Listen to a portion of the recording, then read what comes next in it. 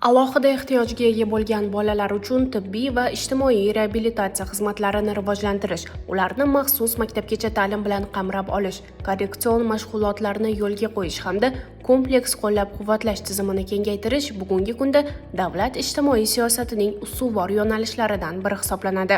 Shu maqsadda mamlakatimizda zamonaviy yondashuvlar asosida faoliyat yuritayotgan imkon markazlari tarmog'i izchil kengaytirilmoqda. Qibray tumanida bo'lib o'tgan navbatdagi media taqdimotda ushbu yo'nalishlarda amalga oshirilayotgan ishlar, erishilgan natijalar hamda kelgusi rejalar keng jamoatchilikka taqdim etildi. Bizning tashkilotimiz 3-dekabr 2021-yilda ochilgan.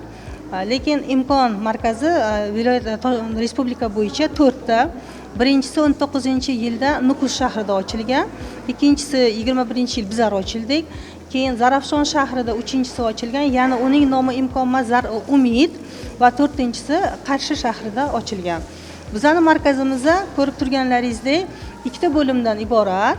Demak, maktabgacha ta'lim tashkiloti, ya'ni bog'chalarimiz bor. Bog'chada 150 ta bolaga mo'ljallangan o'rindiq, reabilitatsiya bo'limimizda 80 tadan 100 tagacha butun respublika bo'yicha bola qabul qilinadi. Bog'chamizda bolalarni bizlar 2 yoshdan 7 yoshgacha, reabilitatsiya bo'limimizda 2 yoshdan 18 yoshgacha bola qabul qilamiz. Muolajalarni ham bizlar bog'chada bolalarini, demak bizlar kunning birinchi yarmiga to'liq reabilitatsiya kartalari tuziladi va davom muolajalari olib boriladi. Reabilitatsiya markazimizga obeddan keyin to'liq muolajalar qo'yiladi. 1 oy davomida oyning boshidan oxirigacha to'liq hamma muolajalar olib boriladi. Ikkala bo'limda ham muolaja to'liq bepul olib boriladi. Bizlar endi ochilganimizga 4 yil bo'lgan bo'lsa, bizani mana ko'rib turganlaringizdek, mana bu yerda bizani birinchi qaldirg'ochlarimiz chiqib ketgan deymiz. 97 ta bola bizga уже maktabga chiqib ketganlar. Ulardan 35 tasi ommaviy maktablarga yo'naltirildi. 37 ta bolamiz maxsus maktabga borgan, qolgani uy ta'limi maktabiga borishgan. Lekin bizda ochilganimizdan beri mana bu yerda e'tibor bergan bo'lsangiz, reabilitatsiya markazimizga mana LFK xonalarimizni ko'rsangiz, jihozlarini ko'rsalaringiz, bizda jihozlarimiz Velika Britaniya, Amerika, Koreya, Rossiya, mana Polshadan olib kelingan jihozlar bilan jihozlangan. Yurmaydigan, nimada aqli zaiflar, keyin tayanch harakatiga nuqsoni bo'lgan bolalarga mo'ljallangan bu zalimiz bilan instruktorlar to'liq ish olib boriladi. Mana bizda ochilganimizdan beri 50 tacha bolamiz o'zi mustaqil yurishga ega bo'lgan. 70 tadan ortig'i o'zi mustaqil o'tira oladi, boshini tura oladi, chaynash, yutinish reflekslari paydo bo'lgan. O'z-o'ziga xizmat qilish naviklarini bizlar imkon darajasiga olib chiqdik. Tadbir doirasida O'zbekiston Respublikasi Prezidenti huzuridagi Ijtimoiy himoya milliy agentligi direktorining birinchi o'rinbosari Shahnoza Mirziyoyeva markaz faoliyati bilan yaqindan tanishdi. U bolalar uchun yaratilgan shart-sharoitlar, reabilitatsiya va ta'lim jarayonlari hamda mutaxassislar faoliyatini ko'zdan kechirdi.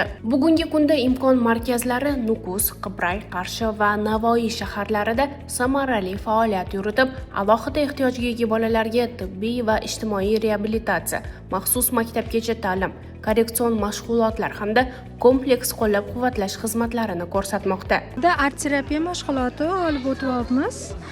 Bunda mana har bitta bola o'z ko'nikmalarini yetarlicha ko'rsata olishini mana nima qilishingiz mumkin. Bunda biz ozgina yordam beramiz, trafaretlar qo'ydik. Mana hozir mo'jiza bo'lyapti deb har xil bosma usulda kistichkada bu bolajonim ozgina qiynaladi kistichka ushlashga. O'shaning uchun bularga mana bosma qilib, rasm soldirib, juda chiroyli mana rasm chizding deb buni qo'ynini ko'tarib chiroyli mashg'ulotlar o'tishga harakat qilamiz.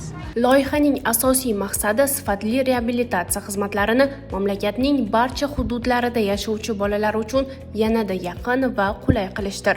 Shu maqsadda yaqin yillarda Samarqand, Farg'ona, Nurafshon, Namangan va Toshkent shaharlarida yangi markazlarni ishga tushirish rejalashtirilgan. Markazlar zamonaviy reabilitatsiya uskunalari, sensor integratsiya xonalari, maxsus mashg'ulot maydonlari va malakali mutaxassislar bilan ta'minlangan. Bu yerda pediatrlar, psixologlar, logopedlar, defektologlar va reabilitologlar bolalarning rivojlanishi hamda mustaqil hayot ko'nikmalarini shakllantirish ustida ish olib bormoqda.